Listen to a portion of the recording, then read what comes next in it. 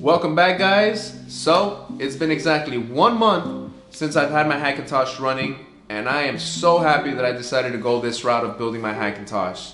That is not to say that I did not come across a lot of issues during the process of building it, and at times I did get frustrated, but I will go ahead and explain to you guys what are some of the benefits of me actually building my own Hackintosh as opposed to buying my own through the Apple Store, and what were some of the issues that I came across while I built the computer. And also as well, what are some of the issues that I had during me using the computer for the first month. With that being said, guys, stay tuned.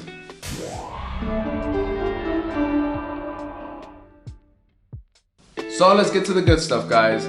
Everything that I loved about the computer is pretty much everything, to be honest. The only thing I really did not like was the build process and the aspect of getting the software to run properly. But the computer is fast, the computer serves its purpose of helping me render my video editing even quicker. I play some small games on it, nothing crazy. I do a lot of Photoshop on it as well, and I web browse and check my emails. So it serves its purpose, and within the month of me having the computer itself, I've come across maybe 1 or 2 issues that it was something that I was able to fix within a couple of days.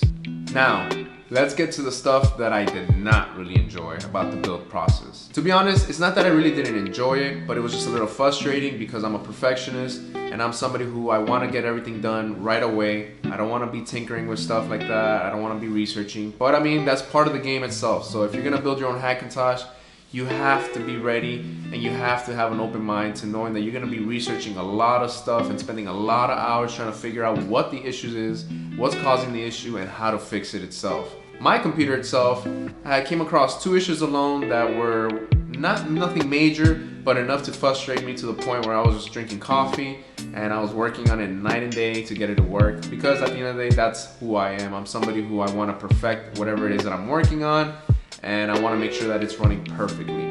But the computer itself now works 100%. Everything works as far as the Apple software goes. So if you guys are looking for anything that's Bluetooth related, my Bluetooth works perfect.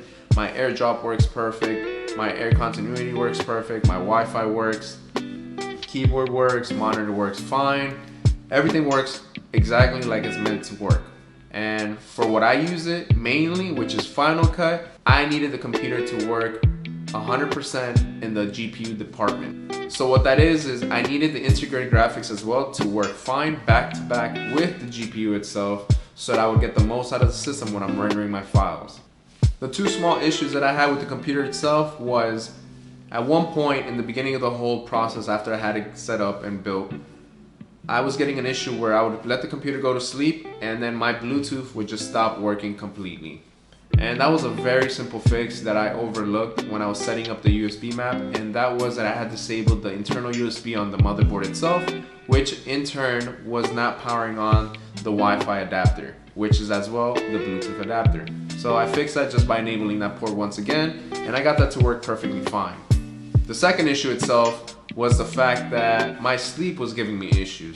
So whenever my computer would go into sleep mode and it would wake it up again, it would wake, but then the computer would freeze on the login screen of my password. Not my keyboard, not my mouse, nothing worked at all, and the only way to restart it was to power down the computer and reboot it back up again. So the fix for that, honestly, was the fact that I had the HDMI plugged into my motherboard's HDMI port. And for the longest, I could not figure out why it was causing that. Turns out there's some kind of compatibility issue when I have the HDMI port on the graphic card enabled and the HDMI port on the motherboard enabled. So I just disabled the HDMI port, and to be honest, I don't even use HDMI for my monitor. I use the display port, which is exactly what I need. Now, one of the main reasons why I decided to go the Hackintosh route was I needed to make sure that I had a computer that was going to be future-proof. So what that meant was being able to upgrade my GPU whenever I wanted, adding additional memory to it if I ever needed to, and being able to upgrade the processor as well. Which is all stuff, as you guys know, is not something that you can do very easily on a regular Mac computer bought through Apple. All the parts that I purchased for this computer ended up coming out to a total of $2,000, which was my budget that I set for myself. I wanted to make sure that I maximized every penny out of my budget. So what I did was, a lot of the parts that I purchased, I ended up purchasing on Newegg. A lot of them were on eBay as well, which I did get a great deal on the processor because I won a bid at such an incredible price. The motherboard, the CPU cooler, everything was eBay. There was only one thing that I purchased from Amazon, and I believe that was my Wi-Fi card itself. But other than that, most of my stuff was purchased either through Newegg or eBay. And I made sure on Newegg to get it at a deal. A lot of times I just kept scouring the web. It took me, I would say, 2 weeks to get all the parts to finally come in. And that was just me waiting around to make sure I got the best deal possible for the time being right now. And overall, I came a little bit right under $1,700 just for the computer parts itself. That extra $300 was for the monitor as well. The monitor, I purchased it on eBay. It was an open box, brand new monitor, and I got it at a steal of a price. Amazon had it for $550. I paid $330, so I couldn't beat that. So you're probably wondering, why should I build my own Hackintosh? And the answer is pretty simple.